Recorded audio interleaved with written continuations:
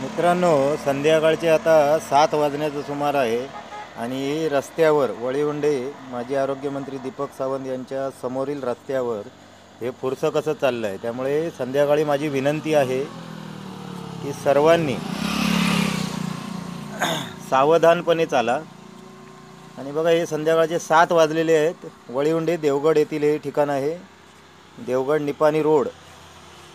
आणि माजी आरोग्यमंत्री दीपक सावंत यांच्या समोरील रस्त्यावर हे पुरसं होतं. मला बघून ते पळायला लागलं.